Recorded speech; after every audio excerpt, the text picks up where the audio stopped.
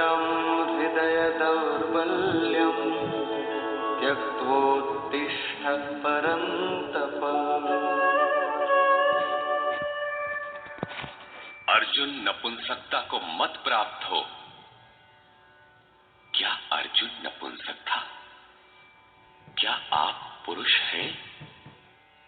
नपुंसक वो है जो पौरुष से हीन हो। सब अपनी समझ से पुरुषार्थ ही तो करते हैं। किसान रात दिन खून पसीना एक करके खेत में पुरुषार्थ ही तो करता है। कोई व्यापार में पुरुषार्थ समझता है तो कोई पद का दुरुपयोग करके पुरुषार्थी बनता है। जीवन भर पुरुषार्थ करने पर भी खाली हाथ जाना पड़ता है। स्पष्ट है कि ये पुरुषार्थ नहीं है। शुद्ध पुरुषार्थ है आत्मदर्शन। गार्गी ने याज्ञवल्क्य से कहा, नपुंसक पुमान ज्ञेयो यो न वेत्ति हृदि स्थितम पुरुषम स्वप्रकाशम तस्मानंदात्मानमव्ययम्। वो पुरुष होते हुए भी नपुंसक है जो हृदयस्थ आत्मा को नहीं पहचानता। वो आत्मा ही पुरुष स्वरूप स्वयं प्रकाश, उत्तम आनंद युक्त और अव्यक्त है। उसे पाने का प्रयास ही पौरुष है। अर्जुन, तू नपुंसकता को न प्राप्त हो, ये तेरे योग्य नहीं है। हे परम तप, हृदय की इस क्षुद्र दुर्बलता को त्याग कर युद्ध के लिए खड़ा हो। इस पर अर्जुन ने तीसरा प्रश्न प्रस्तुत किया। अर्जुन उवाच,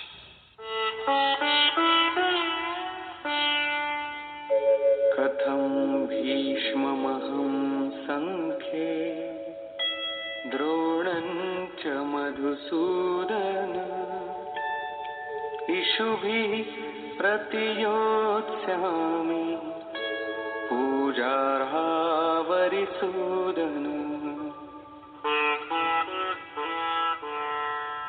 अहंकार का शमन करने वाले मधुसूदन, मैं रणभूमि में पितामह भीष्म और आचार्य द्रोण से किस प्रकार बाणों से युद्ध करूंगा, क्योंकि अरिसूदन वे दोनों ही पूजनीय हैं। द्वैत ही द्रोण है। प्रभु अलग है, हम अलग हैं।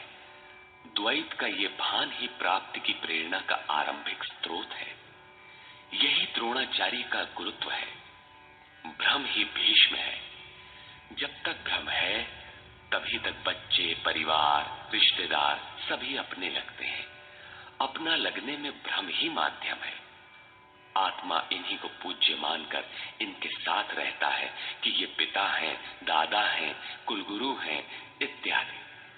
साधन के पूर्ति काल में गुरु न चेला, पुरुष अकेला। न बंधुर न मित्रम गुरुर्नैव शिष्यः चिदानंद रूपः शिवोहम शिवोहम। जब चित्त उस परम आनंद में विलय हो जाता है तब न गुरु ज्ञान दाता और न शिष्य ग्रहण करता ही रह जाता है। यही परम की स्थिति है। गुरु का गुरुत्व प्राप्त कर लेने पर गुरुत्व एक जैसा हो जाता है। श्री कृष्ण कहते हैं, अर्जुन तू मुझ में निवास करेगा। जैसे श्री कृष्ण वैसा ही अर्जुन, और ठीक वैसा ही प्राप्ति वाला महापुरुष हो जाता है। ऐसी अवस्था में गुरु का भी विलय हो जाता है। गुरुत्व हृदय में प्रवाहित हो जाता है। अर्जुन गुरु पद की ढाल बनाकर इस संघर्ष में प्रवृत्त होने से कतराना चाहता है। वो कहता है,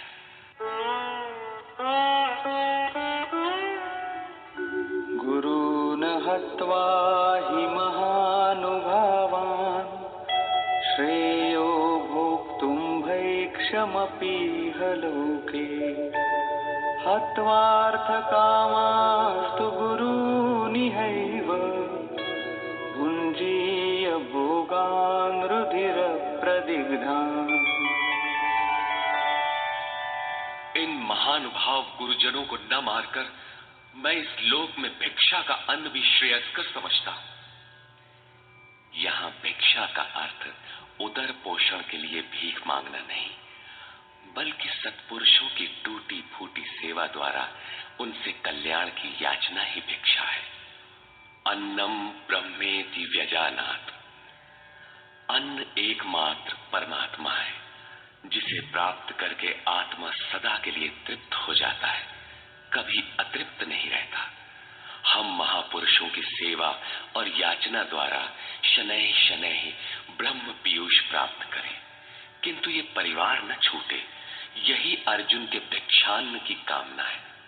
संसार में अधिकांश लोग ऐसा ही करते हैं। वे चाहते हैं कि पारिवारिक स्नेह संबंध न मारना पड़े और मुक्ति भी शनैः शनैः मिल जाए, किंतु चलने वाले पथिक के लिए, जिसके संस्कार इनसे ऊपर है, जिसमें संघर्ष की क्षमता है, स्वभाव में क्षत्रियत्व प्रवाहित है, उसके लिए इस भिक्षान्न का विधान नहीं है।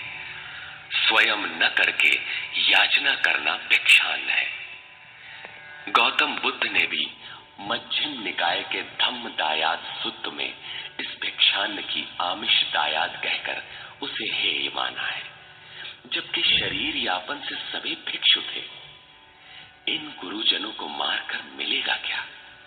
इस लोक में रुधिर से सने अर्थ और काम के भोग ही तो भोगने को मिलेंगे।